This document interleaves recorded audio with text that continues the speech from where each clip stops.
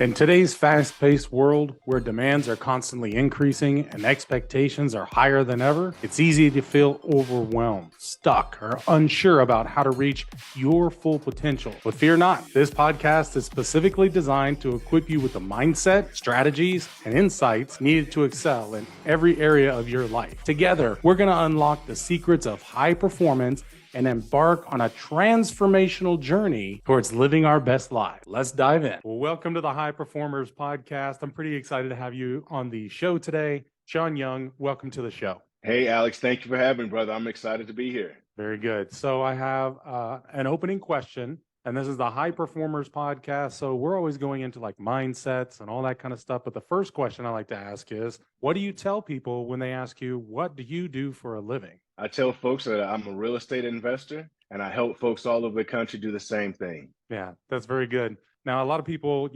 entrepreneurs, us that are in real estate, all that kind of stuff, people will ask us, and a lot of times we'll be like, because we don't do it. They're like, what's your job? Do you feel like you have a job? Well, I wouldn't say I have a job, so to speak. I'm a business owner, and it's a big difference. A job is when you're tied into the day-to-day, intricacies of the business operation, so to speak. And I've graduated beyond that. I've got a team now, so I definitely would consider myself a business owner versus having a job. Very good. So you did you have a job before? I did. I come from corporate America, guys. I come from corporate America. I was a sales executive for about 10 years. I was in the top 3% with my organization that was based in Sweden. And they decided to change the CEO in North America. And that North American CEO decided that he wanted a whole new sales staff, project managers. And just like that, 750 of us were out of a job.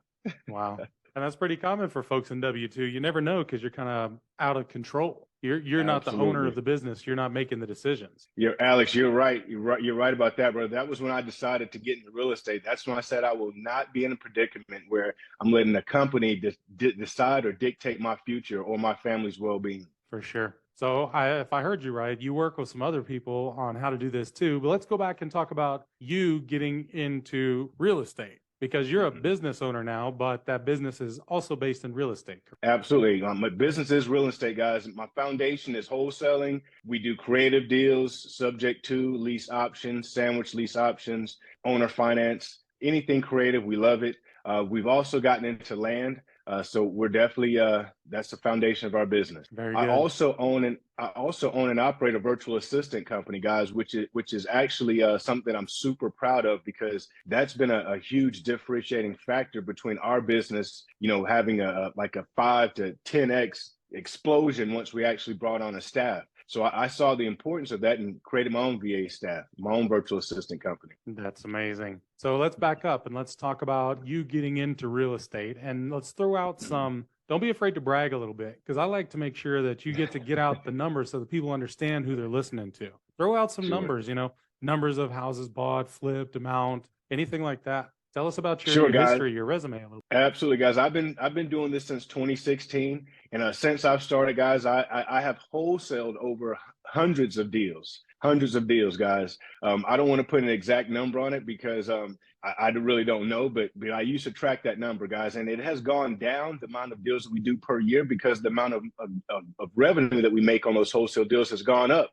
So we actually make more now than we did with less volume. So. Talk about that. How do you go from having higher volume and you make more money from turning down the volume? It's a deal average, guys. It's a deal size average. So initially our deal size average, just because I didn't know much. I didn't know any better. I didn't know how to leverage my buyers properly.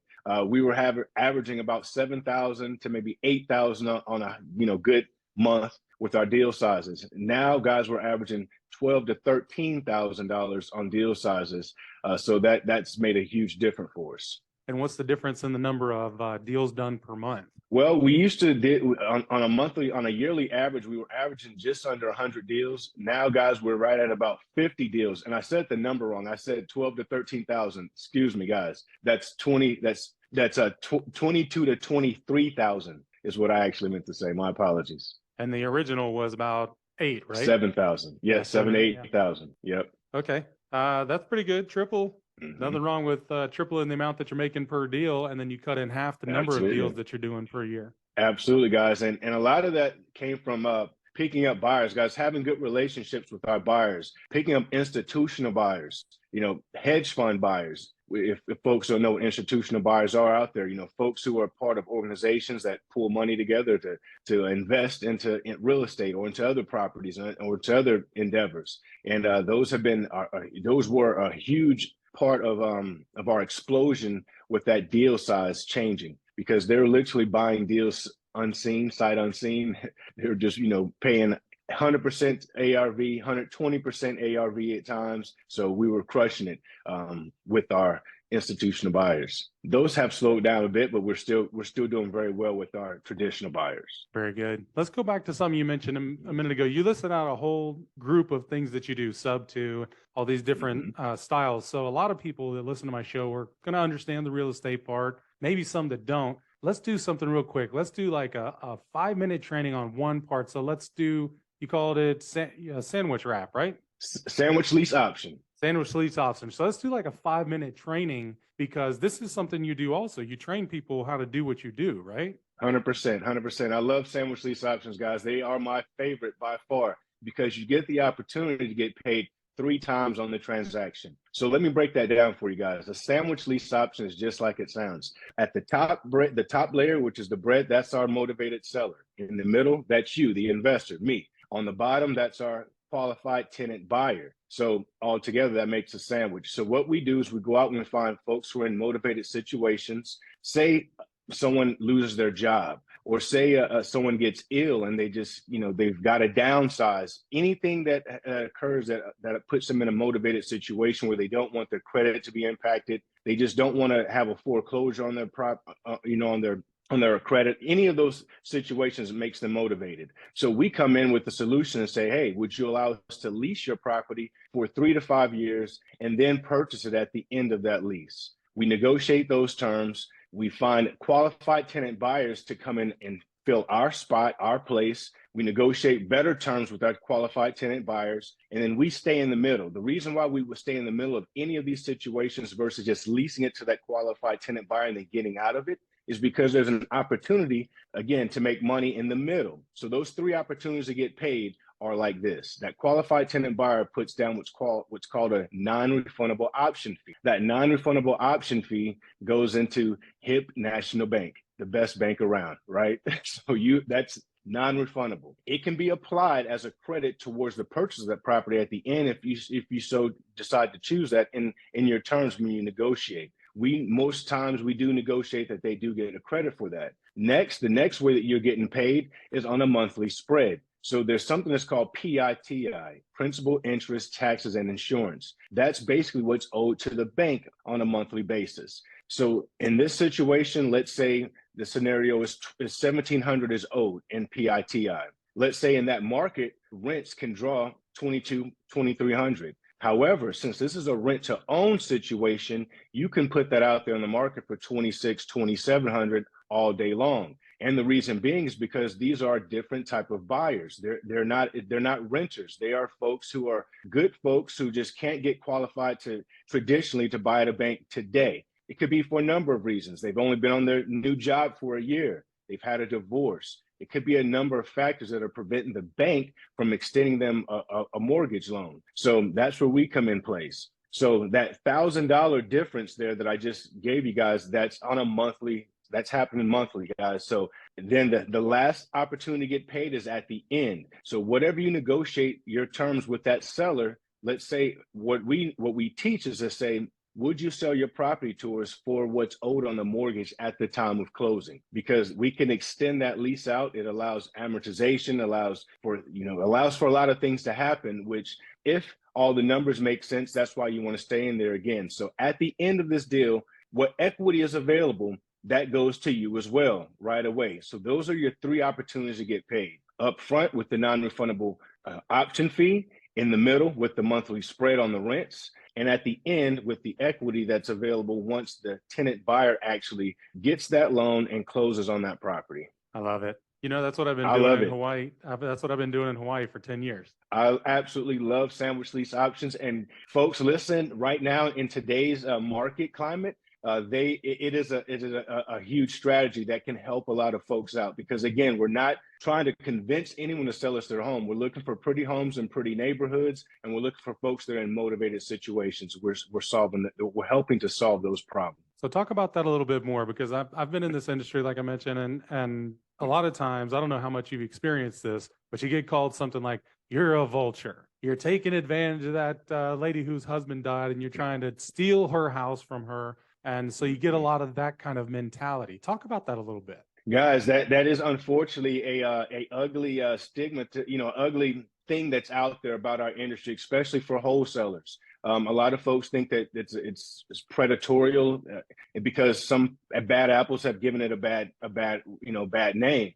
But as I mentioned earlier, guys, we are solving problems. We actually go out there looking for problems to solve. And if we can't help that person, we don't help them. We push them on to someone who can help them. We give other recommendations. If it's better that they list it with an agent, hey, we can refer you to a great agent that can help you get top dollar for that listing. However, if you're in a situation where you need speed and convenience, that's where we are able to come in and negotiate for a better price than what it would be if it was put on the market. Yeah, I love it. So say I'm a realtor and I'm hearing everything you're saying. I'm like, well, I'm in the real estate game, but I'm not really like getting the appreciation, the depreciation, the real quality, generational wealth, the real wealth of real estate. And the reason, all the millionaires and billionaires in the world own a ton of real estate. So let's say I realize all that, but I want to get into what you're talking about. And that sounds like way more specific than what I learned in real estate school. And that's way more than just flipping houses that I learned on a weekend course or something like that. So talk a little bit about that and how people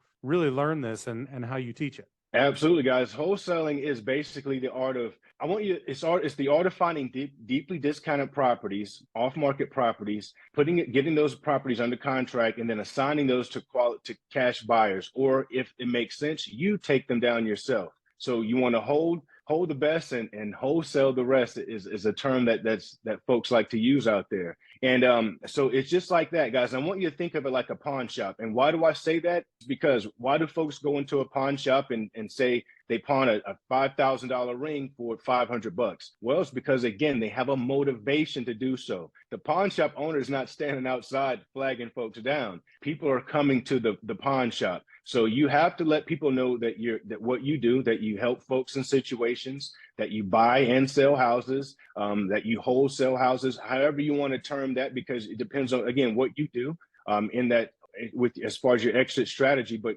guys, people out here need our help, and it's just that simple. It's like a pawn shop. We are exchanging speed and convenience for price. Yeah, I like that. It's like a convenience store too. 100%. Man, a lot of people, I use that analogy all the time about pricing in convenience stores. It can relate to so much in real estate and business. So go back to how people say, once again, I'm that realtor and interested in what you're talking about. What is your course like? Because you teach a course on this. Absolutely, guys. So what we do is you come in, we have an onboarding session. I want to figure out what your goals are. I want to even figure out if we're a good match for each other, because we might not be a good fit for each other. We're going to be working together for at least 6 months. So we've got to make sure that we can communicate. I've got to understand what your goals are.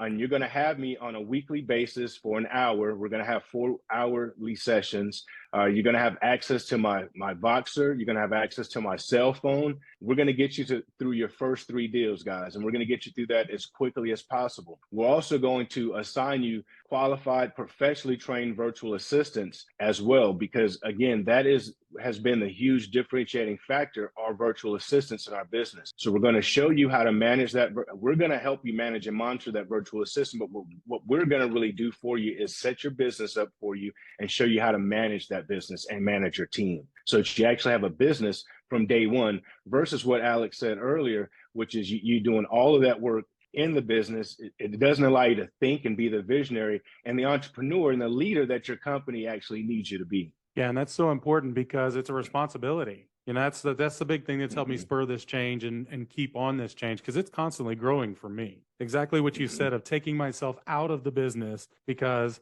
that was my strength that I bragged about for so many years. Oh, I do everything in the business. I'm the one who everything in the business has to come through me. And then I look back now and I'm like, how foolish, you know? How silly was that I stood in the way of my own progress by having to do everything and not letting loose and bringing in assistance. And so talk about that change, like the history in your life, how that worked, going from doing it all yourself to starting to bring on the assistants. Talk about that time and what changed for you. Absolutely. Thank you so much for allowing me to go back to that, because what happened, guys, is I had a ton of success right up front as soon as I got started. I spent a year inside of a program, and I didn't do anything. So I remember I was laid off of a job. So I was getting plenty of job opportunities, high six-figure opportunities. I had a family and responsibility. So I said, I'm going to give myself 30 days. If I can't figure this out in the next 30 days, I'm going back to corporate America. So I went online, Googled what's the quickest way to make money in real estate. A gentleman named Ron LeGrand popped up. He's now a great friend of mine, but I didn't know who he was at this time. And he had a 99-cent course, guys. I went through this course in 2 weeks. I made 8 phone calls, 6 phone calls, no one answered. The 7th was a realtor. The 8th phone call was a sandwich lease option deal that yielded me $72,000 over a 3-month period. However, right away, I got $20,000 up front from that sandwich lease option. I took $5,000 of that, and I went and bought a coach, or I paid for a mentor, a coach named Tom Kroll. Tom Kroll showed me how to wholesale houses, right? The right way. So I set up systems. I set up all my, everything. I set it all up. And within 30 days, guys, I had 11 deals under contract, which 7 of those deals closed. And then 8 months, nothing, silence, crickets. Why? Because I was somewhat a victim of my own success. I was like, geez, I didn't realize it was this easy. I should have been doing this, since I graduated high school, right? So I didn't implement the things that I was being told. I thought it was going to be super simple. My mentor is also letting me know that, hey, Shaun, I know that you're good at talking with folks, but you've got to bring people in to help you out. That you've got to increase your volume. You've got to do these things, and you just don't have the bandwidth to do it yourself. Because, guys, remember, I come from a sales executive background, so I'm thinking there's no one that's going to be able to do this as good as me. They're going to fumble the ball. I'm going to spend money. All these false beliefs that were in my head that couldn't have been further from the truth were in my head. So I actually went through hiring virtual assistants, and I failed horribly. Hired my first 5 or 6 virtual assistants because I didn't know what I was doing. They weren't dedicated. I spent time with them and then they disappear. All kinds of things were happening until I actually found the virtual assistant who is now my executive assistant today. And I actually created my own virtual assistant company that helps people who are in our space do the exact same thing that I was able to do, which is get out of my own way, scale my business, and see huge success. I love it. So we might have to cut this part out because it's too good of an idea, but you need to teach a course on entrepreneurs on how to work with your VAs, because exactly what you 100%. Just said is the same experience that I've been through, and all the entrepreneurs I know, same thing. We hire a virtual assistant. We don't know how to tell them what to do. We do drive-by delegation. We do all kinds of crap that's terrible, and then they quit, or we're not getting the result we want, so we fire them, or we just stop even call. It's almost like dating. You just like ghost your own assistant. You're paying them, but you're ghosting them because you're ashamed to call them, because maybe I'm the only one who went through this part, but it feels like you don't want to call them because you gave them bad instructions. You're not getting the results you want. And so tell us how you deal with that and how your assistants work through that with people. Awesome question, Alex. So what I actually did, guys, is document everything that I do. I documented every step of each process of our business so that I could create standard operating procedures, guys. I hired a trainer, handed those over to our trainer, and now our trainer trains all of our virtual assistants on all of the aspects of our business. We actually help folks who do property management, all the way down to folks who are doing wholesaling or creative deals. So we help all areas in real estate. They do cold calling, following up on leads, text messaging, sending out offers, comping properties, transaction coordination, whatever you need to have done that you don't need to be doing yourself, tasks that are, $8, $9, $10, $11 tasks. You don't need to be doing that as a business owner. You're doing your business a disservice the more that you spend on doing that. So that's what we do. We help folks that are, just like Alex say, manage that process. We don't just throw a virtual assistant to you and say, hey, have at it, or have at him, or whoever you've got. We actually help you monitor that virtual assistant on a daily basis. We're monitoring them with you daily. We're managing them with you daily. However, they are your employee 100%, but we help you along with that process to ensure that what you've hired them to do, that we've matched you with the right virtual assistant. First of all, we don't, again, just throw you anybody. We match them with your needs, and that they're executing on those. So we help you out the entire process, and we've got a very good track record of client retention. Great. So I actually might be a client of yours. So let's get two purposes out of this phone call. We got a Zoom that we're doing a podcast, but give me the sales pitch. What am I going to be paying for these assistants? Absolutely. Guys, if you head over to reiworldsolutions.com, what you guys would be seeing is that you're going to pay a one-time onboarding fee of $499, and then you're going to be paying $9 per hour for a professionally trained, monitored, managed virtual assistant at a minimum of 20 hours per week. And why do we have it at 20 hours per week, guys? It's because that virtual assistant is going to be dedicated to you and your company only. They're not going to work for Alex from 1 to 4 and then work for me, from 5 to 8. No, that's not how it works. They're dedicated to your company 100%. So that ensures that you get an employee that can also do that from a financial standpoint, because a huge thing that most folks don't grasp is that the reason why their VAs may ghost them or disappear is because they're usually going through an agency that has taken a huge cut from whatever you're paying them.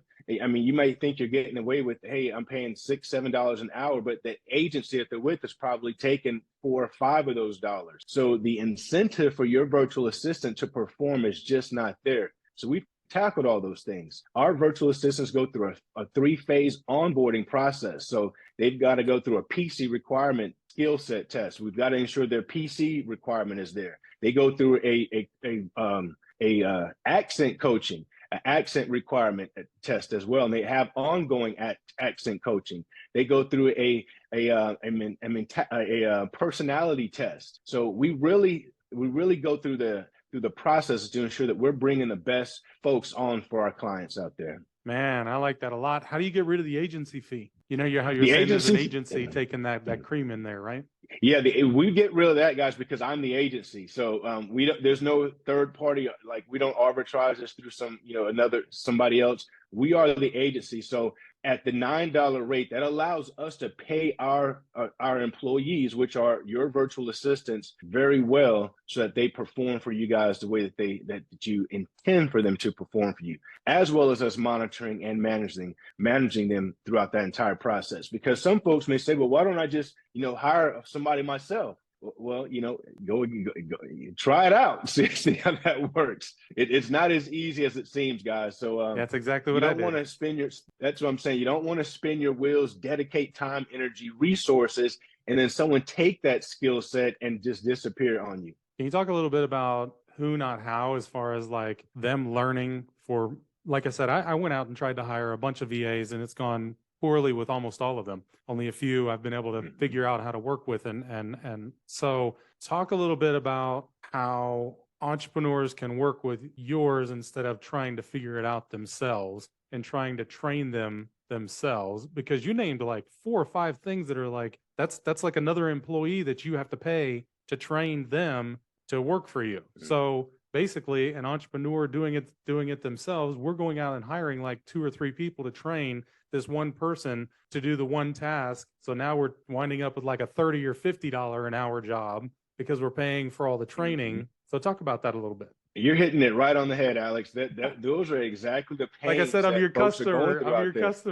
I've been through it. You know, brother, man. And just like Alex is saying, I went through it myself, and that is exactly why I created my own company. I said, I can't be the only one that's going through this. I can't be the only one that's beating my head against the wall saying, how can I get better virtual assistants? So guys, again, you need to go with a company that brings on, first of all, professionally trained, managed monitored virtual assistants. That's the key. You can bring someone on and you might not hear from them for a week. They might be cold calling and doing whatever you think that they're supposed to be doing, but you don't know if they're really doing it. They just tell you at the end of the day, hey, I've made 800 calls, and who knows? No, our virtual assistants are checking in each morning with their clients. Hey, good morning, Alex. How's it going? I'm going to go ahead and hit my day. If you need me, I'm here. At the end of the day, they're going to provide you with a report. This is what we accomplished today. I spent 3 hours cold calling. I spent 1 hour doing admin tasks, and this is what we've got. So every day you're having interaction with your virtual assistant, which is something that we definitely promote because they are your employee. And it is ultimately at the end of the day, your leadership that they're going to follow our guidance and with our help. So you're not doing it alone. It does feel like you're doing it alone. It's rough when you're trying to figure all that out. Everything that you just described is what I was trying to figure out and doing poorly. Instead of just having somebody else who knew how to do it, had already done it, and just work with them. It sure would have been a lot cheaper and a lot quicker. Absolutely. Talk about KPIs. How do you communicate that to the client? How do you track that? What are some of the things that you track? Absolutely. KPIs are huge and they're important. And if you guys out there listening are not familiar with what that is, they're key performance indicators. They're benchmarks basically that you need to set for your company so that you can have goals and understand how you're going to operate. So our clients have different KPIs because some of them have different goals, but you want to quickly determine, we'll help you determine those KPIs as well. Because some folks come in and say, I don't have a clue what that is or what it should be. And we'll help you. And we'll help you by using data. We don't just throw something at you. We're going to actually have your virtual assistant, or let's just call them your employee. They're just located in virtually. We're going to have them actually do the tasks for you. We're going to measure those tasks. And that's how we come up with your KPIs. We don't just magically give you numbers that don't make sense for you and your business. Yeah, that's important because everybody, I do a lot of cold outreach through like DMs. So I have to do DMs started, but that's way different than how many actually start a conversation, So that's going to be only specific to DMs because you can make a call and it's like, well, which one answered? So it's going to be calls and answered. Yeah, so those different KPIs. Absolutely.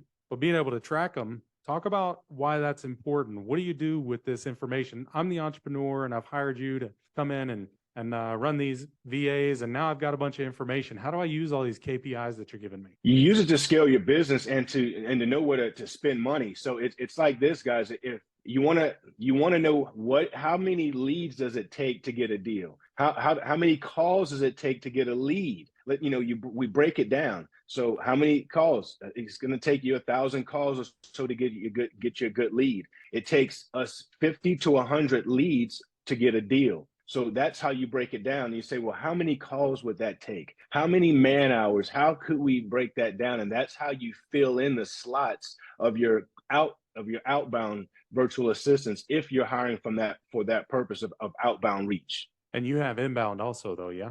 We do have inbound. However, we don't specialize in folks just sitting in inbound, just waiting because it can be unproductive from the client's perspective. So we don't specialize in inbound, but your virtual assistant, 100%, if you hire them and say, hey, I want you to just be available, they would 100% do that for you. But we don't specialize in inbound, so to speak. We don't have like an answering system. Maybe can't get it out. Let me make it more clear. We don't have an inbound answering service that we promote, so to speak. Yeah, I got it. So let's talk about the mentality. Let's go back and talk about being a business owner and the mentality, because I talk a lot about it's your identity, because that's how you make changes. You change how you think about you. And so let's talk about that as far as being a business owner and how that relates to bringing on VAs. Being a business owner, guys, changing that mindset is going to be huge. Something that I definitely suggest that you guys do out there, if you're not doing, is start to read. Read at least 8 to 10 pages a day. I mean, you hear these terms, readers are leaders, and your net worth is, your neural net worth is based upon what you put into it, your books. How many books are you able to read? So being able to shift and change your mindset from whatever world you come from, whatever thinking that you previously were at, that won't necessarily suit you moving forward into the path of entrepreneurship or business ownership. There's different sacrifices that have to be made. There's different visions that have to be you have to have vision. You've got to have dedication, determination. Dedication has always got to be always bigger than motivation, because there's going to be days you're not going to be motivated as a business owner and as an entrepreneur, but your team, your organizations rely on you 100% to ensure that you're still dedicated day in and day out to the success of everyone's success, because they're dedicated to you. Your VAs will be dedicated to your success, and they will love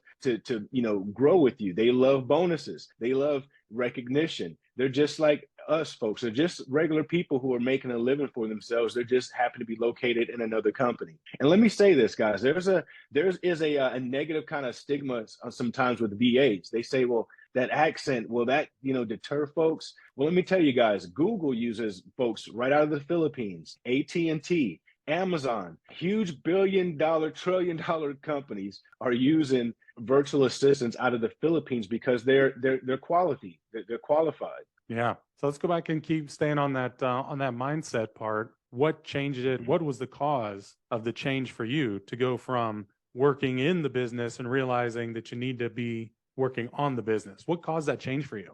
My mentor sitting me down and saying, "Hey, Shaun, listen. Right now you're doing 1 to 2 deals a month. Are you comfortable with that? Is that what you want to keep doing? Matter of fact, let's see how much does that break down from a dollar perspective. Are you comfortable with that? Let's take out your expenses from what you're going to pay your team. How much did it cost you to make that money? Are you comfortable?" No, I was not comfortable with that. So I had to take a deep look in myself and say, I need help. I cannot do this alone. So how do you make more of yourself? You add employees, and you teach them and you train them, and then they go out there and they're your army that are out there doing what you do. Of course, guys, someone may not do 100% of what you think you can do, but they may do 110% of what you thought you could do, because they're doing it from a different perspective and from a different angle. But that was a differentiating factor for me, going from just being hustling out there to actually being a business owner and allowing folks to do things for me who I delegated. I delegated. Delegation, guys. That was the big difference. Delegation. That's the simplest way to put it. Yeah, for sure. Now, those are all actions that you took. How did you change your identity for yourself? Through mindset change, guys, through really having a strong sense of why was I doing this? There was an exercise that I did at the beginning of getting started, and you may have heard of it, but it's called the seven layers of why. And basically what that is why do you want to do this? Well, I want to make money. Well, why do you want to make money? Well, because I want to change my family's trajectory. Well, why do you want to do that? What you break it down and you keep going so that you can always reflect back when times get tough on why you're doing this. So reading, again, I read a book that was called Think and Grow Rich. It's by Napoleon Hill. And that was the biggest mindset shift for me, because there was terms in there like, anything the mind can conceive, you can achieve. I was like, this sounds kind of hokey to me, but I'll try it out. And I'm telling you guys, the moment I started believing in myself, I started I have daily habits and rituals. I eliminated bad habits. I started to replace self-doubt. And guys, these are things that you have to combat on a daily basis. So don't think that you hit the gold mine one day and you don't keep at this every day, you guys. Again, that's why you have habits in place, so that you're more likely to think positive things, because you're doing positive and you can measure that positivity at the end of the day. What are your goals each day? Check them off. What are your goals tomorrow? Have yourself a plan for the next day. Never do tomorrow what can be done today. These are all mindset things that I put into my mind back when I became a business owner. How does it feel now versus how it felt whenever you were working in your business and now you're working on your business? Talk about the difference and how it feels. It's a difference, but it's a big challenge still, 100%, because everyone, again, depends on you and your leadership. So you have to continue to be that visionary. You have to continue to go out there and be better. You don't just rest on your successes. Today's successes, you don't carry those on until tomorrow. You have a legacy that you're trying to leave and build here. I'm, creating, wealth and legacy for my grandchildren's, children.